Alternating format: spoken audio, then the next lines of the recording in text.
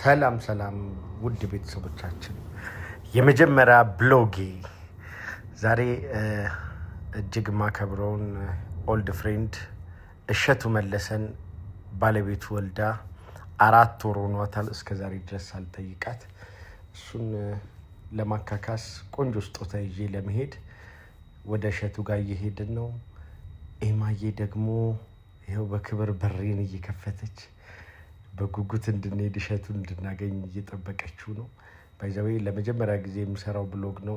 እዩት እንዴት እንደሚያምርብን ሙሉ ፋሚሊዬን ይዤ እንደ ትናንትና እሸቱን የሚመጥን ባለቤቱን የሚመጥን ቆንጆ አበባ ግሪንላንድን አዝዤው ነበረ።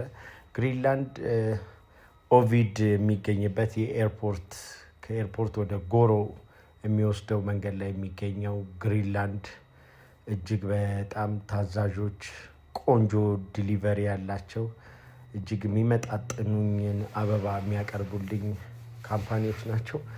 ግሪንላንድ ደርሰናል። አሁን እዩት እንግዲህ ግሪንላንድ ባለቤት ከደጅ ድረስ ነው እየተቀበለን ያለ ነው።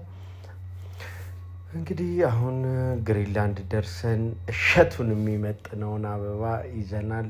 በተጨማሪ ሌላም ስጦታዎችን ይዤ እሄዳለሁ።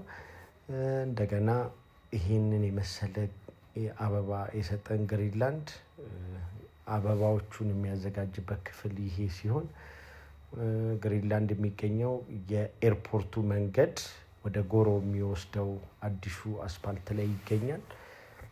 በጣም ታዛዦች የተለያዩ ዲዛይን ያላቸው ጥበበኞች ናቸው።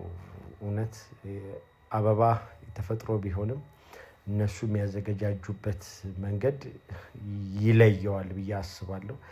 በጣም ታዛዦች ናቸው። አመሰግናለሁ ግሪንላንዶች።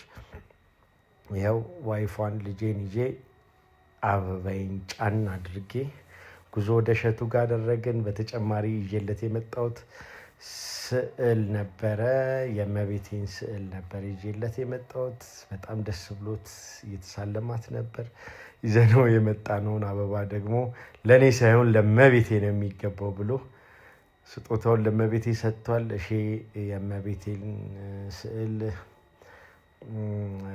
በክብር እንዴት እንደሚያስቀምጠው እየነገረኝ ነበረ። ከማን እንደተሰጠው ጽፎ ቀኑን ሰዓቱን ሳይቀር ነው ጽፎ የሚያስቀምጠው። ሜሊም ባለቤቱ በአበባውም በስዕሉም በጣም ደስተኛ ነበረች። ብሎጌን ከመጨረሴ በፊት ግን ይሄንን